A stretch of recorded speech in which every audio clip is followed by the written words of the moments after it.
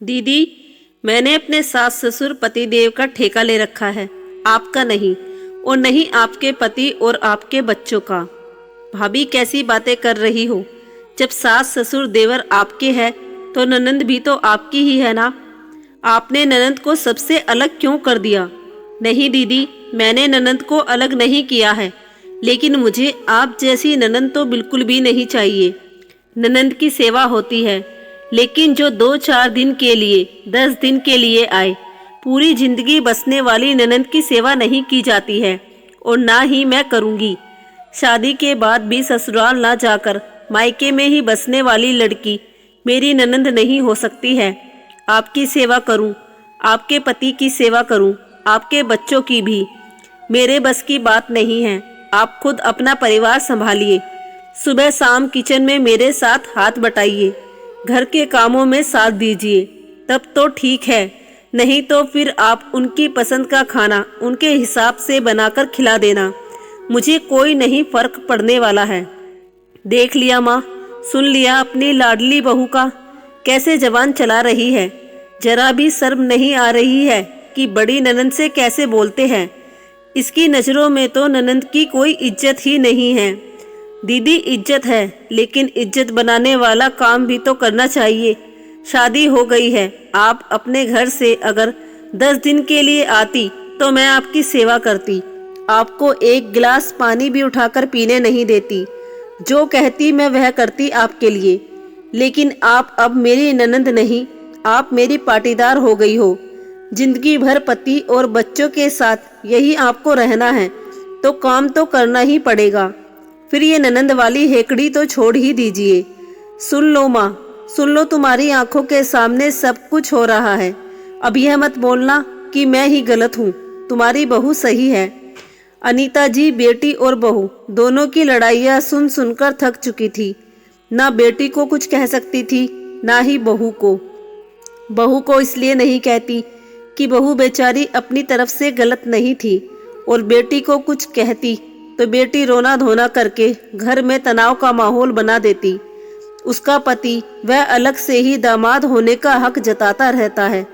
उसे भी रोज बैठे बैठे ही सुबह दोपहर शाम खाने को अच्छे अच्छे पकवान ही चाहिए होते थे।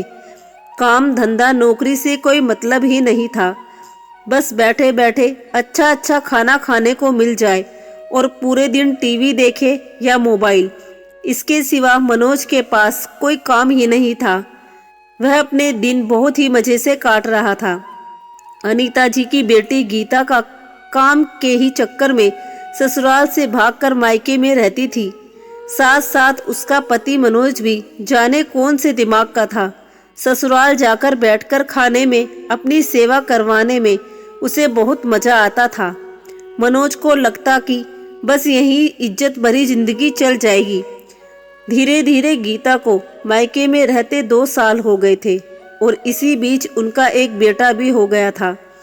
गीता की सास बार बार गीता को बुलाती तो वह हफ्ते दिन भर के लिए जाती और फिर वापस चली आती।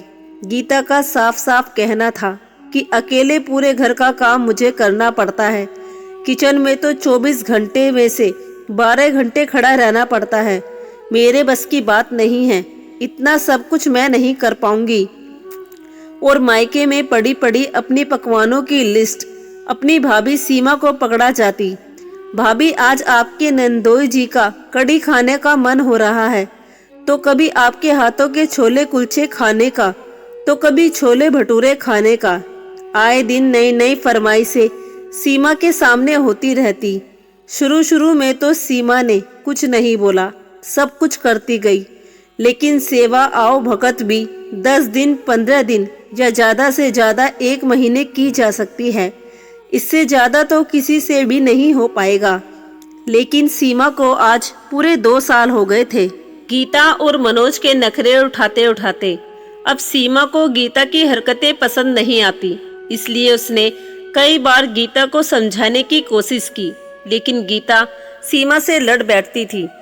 अनीता जी ने खुद बेटी का घर उजड़ते देख उसे अपने पास बैठाकर प्यार से कई बार समझाया, घर परिवार समाज के बारे में भी बताया, लेकिन गीता पर तो जैसे माँ की बातों का भी असर नहीं होता। जैसे ही अनीता जी कुछ कहती वह तुरंत चिल्लाने लगती, इतना रोना धोना करती कि बेचारी अनीता जी मनोज के सामने बेइज्जती ना महसूस हो, इसलिए उसे कुछ कहना ही छोड़ दी थी। लेकिन उन्होंने सीमा को कभी भी गीता को समझाने से मना नहीं किया था, और यही एक कारण था कि सीमा कुछ भी गीता को बोल देती थी। अनीता जी कभी भी सीमा को डांटती नहीं थी। उन्हें पता था कि बहू बेटी की भलाई के लिए ही बोल रही है। सीमा और गीता की लड़ाई आए दिन चलती ही रहती थी। देखते ही देखते ठंडियों का मौसम आ गया। अब तो गीता जो भी थोड़ा बहुत घर के कामों में हाथ बटाती थी, सर्दियों के चलते कंबल से बाहर ही नहीं आती। ठंडियों में उसे सब कुछ सीमा के हाथों से बेड पर ही चाहिए था, जो कि सीमा बिल्कुल भी मंजूर नहीं कर रही थी। उसने साफ साफ बोल दिया, दीदी अगर आपको बैठे बिठाए खाने का शौक है तो खुद बनाकर खा लीजिए। अगर आपको ठंडी लग रही है तो मुझे भी ठंडी लग रही है। आपका खून लाल है तो मेरा पीला नहीं है, मेरा भी लाल है, मुझे भी ठंड लगती है, मैं भी इंसान हूँ। सीमा का इतना बोलना था कि गीता खाना पीना भी छोड़ देती, और जो आफत घर में करती वह अलग ही था। गीता का यही रोज रोज की नौटंकी देख सीमा ने कुछ सोचते हुए अनीता जी से कुछ बात कर अपने भाई को फोन करके अगले दिन आने को बोल अपना बैग पैक कर लेती है। और अगले दिन जैसे ही सीमा का भाई आता है वह मायके चली जाती है। सीमा को ऐसे अचानक मायके जाता देख गीता अनीता जी से पूछती है, माँ भाभी अचानक मायके क्यों जाने लगी? अरे बेटा, उसकी माँ की थोड़ी तबीयत खराब है इसलिए देखने जा रही है। अच्छा तो 2-3 दिन में तो आ ही जाएगी ना? नहीं बेटा, अब उसकी माँ की तबीयत खराब है तो जब तक ठीक नहीं होगी तब तक कैसे आएगी? और कब आएगी कब नहीं वह तो वही बताएगी ना। लेकिन माँ वह क्यों बताएगी कि उसे कब आना है कब नहीं आना है? वह अपने मन की मालकिन है क्या? आप कुछ नहीं हो। वह अपने मन से अब आना जाना करेगी क्या? बेटा उसे अपने मन के फैसले लेना भी तो तूने ही सिखाया है ना। तेरा देख के ही तो वह भी हमसे बिना पूछे चली गई है, तो तुम्हें बुरा क्यों लग रहा है? माँ की बात सुन गीता चुप हो जाती है। अब शाम का खाना बनाने का टाइम था। माँ के साथ भी गीता किचन में हाथ नहीं बटाती थी। थोड़ा बहुत कुछ काम करके वो सीधा कंबल में चली जाती। अनीता जी अकेले पूरा खाना बनाती, साफ सफाई करती, घर के सारे काम करती। 1-2 दिन तक तो अनीता जी ने गीता से कुछ नहीं कहा और सारा काम अकेले ही संभाला हुआ था। लेकिन जिस लड़की को माँ को देखकर भी तरस ना आए, उस लड़की को सबक सिखाना बहुत ज़्यादा जरूरी हो जाता है। सीमा के बताए अनुसार अनीता जी एक दिन गीता को कुछ पैसे देते हुए बोली, बेटा काफ़ी दिन हो गए हैं, तुझे मैंने कुछ भी खरीद के दिया नहीं है। एक काम करो, यह कुछ पैसे ले और जा दामाद जी के साथ अपने मनपसंद की कोई चीज़ खरीद लेना, तुझे जो भी अच्छा लगेगा। पैसा पाते ही गीता खुश हो जाती है और तुरंत पति के साथ मार्केट निकल जाती है। जब तक गीता मार्केट से आती है तब तक अनीता जी झूठ का पैर में प्लास्टर चढ़वा जाती है, और जैसे ही 2-3 घंटे बाद गीता अपने पति के साथ आती है तो माँ का पैर टूटा हुआ प्लास्टर चढ़ा देख घबरा जाती है। माँ ये क्या हो गया? ये कैसे हो गया अचानक से? तुमने मुझे फ़ोन भी नहीं किया। अरे बेटा कैसे फ़ोन करती, मुझे तो होश ही नहीं रहा। फ़ोन की तो बात ही दूर है, अचानक से जाने कैसे बाथरूम में पैर फिसल गया, और वह तो भला हो पड़ोसियों का जो जैसे तैसे मुझे अस्पताल ले गए। माँ की हालत देख गीता दुखी हो जाती है। अब तो अनीता जी 1 महीने के लिए बेड रेस्ट पर थी। अब जाकर सारा काम अकेले गीता के ऊपर पड़ा। गीता अकेले घर का काम संभालते संभालते परेशान हो गई। बच्चे का दूध, चाय, पानी, नाश्ता, खाना, घर की साफ सफाई करते करते उसका पूरा दिन ही निकल जाता। रात होते होते बेचारी थक के चकनाचूर हो जाती थी। करीब 1 हफ्ते बाद उसने अनीता जी से कहा, माँ अब तुम भाभी को फ़ोन करके बोल दो चुपचाप आने के लिए। आप बता देना आपके साथ जो जो घटना हुई है। इतने दिन रह तो लिया मायके में, अब और कितना रहेगी। इस समय उन्हें यहाँ रहना चाहिए, आपकी सेवा करनी चाहिए। उनकी माँ की सेवा करने के लिए तो उनकी भाभियाँ भी हैं। भाभी को अपने घर का बिल्कुल भी ख्याल नहीं है, बस मायके के चक्कर में पड़ी रहती है। ठीक है बेटा, तू कहती है तो मैं पूछती हूँ। पूछना नहीं है माँ, साफ साफ बोलो कि चुपचाप से चले आओ। ठीक है। अनीता जी सीमा को फोन लगाकर गीता के सामने ही सारी बात बताती है और उसे आने के लिए कहती है।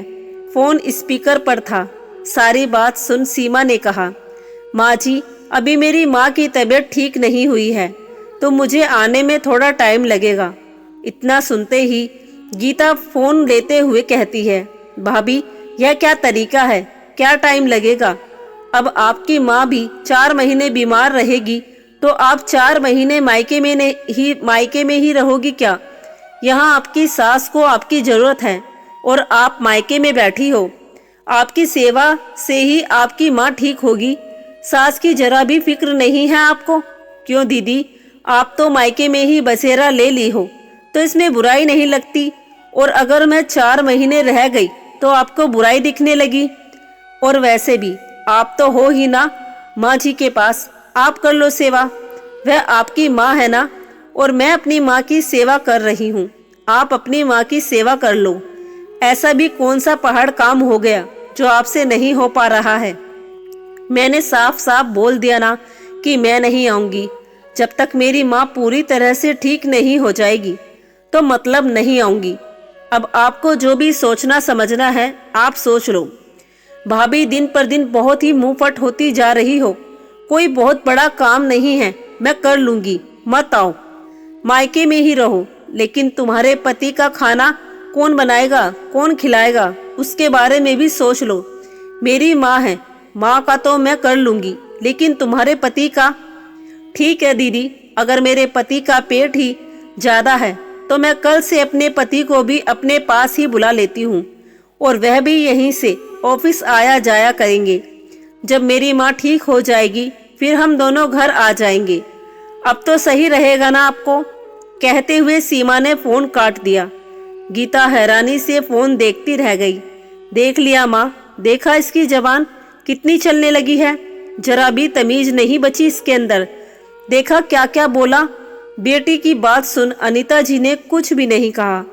अगले दिन ही अनीता जी का बेटा रितेश भी सीमा के पास चला जाता है।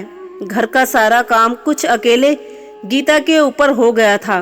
घर के लिए राशन पानी, सब्जियां लाना, घर किचन का सामान, ऊपर से अनीता जी की देखभाल करना, सब कुछ गीता और मनोज के ऊपर हो गया था।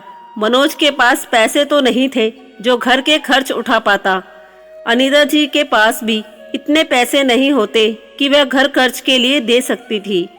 10 दिन में ही गीता और मनोज की हालत खराब हो गई थी। एक तरफ से पूरा घर का काम और अनीता जी उनके ऊपर हो गई थी। ना घर का खर्च चल पाता, ना अनीता जी की देखभाल हो पाती। गीता अकेली परेशान हो गई और बार बार सीमा को 1000 गालियां भी दिए जा रही थी। अनीता जी सब कुछ चुपचाप बैठी सुनती रहती। एक तो ठंड, ऊपर से पूरे दिन काम।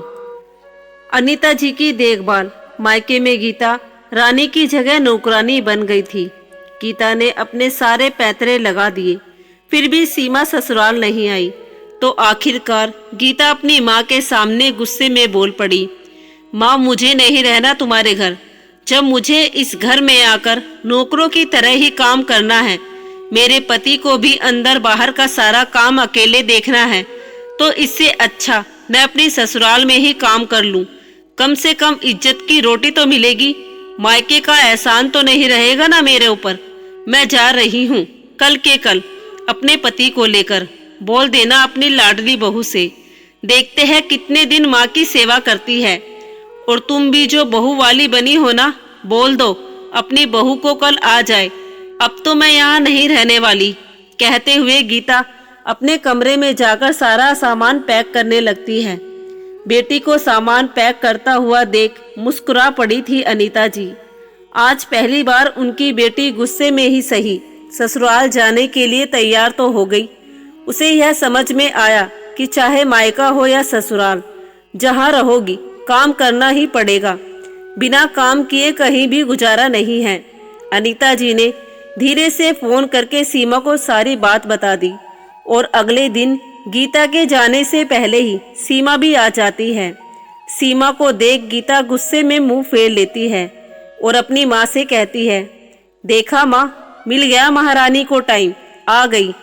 दीदी मैं तो माँ जी को देखने आई हूँ। मैं तो यह कह रही थी कि 2-4 महीने और रुक जाती और अपनी माँ की सेवा कर लेती।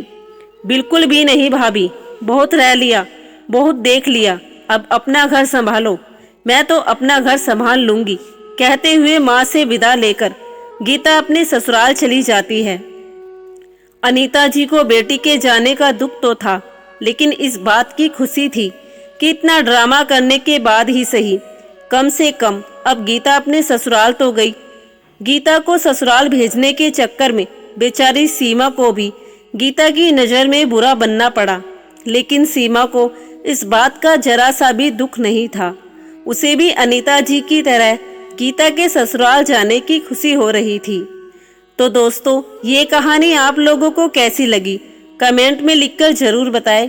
वीडियो पसंद आई हो तो लाइक करें, शेयर करें और हमारे चैनल अनमोल कहानी राजा को सब्सक्राइब करना ना भूलें। धन्यवाद।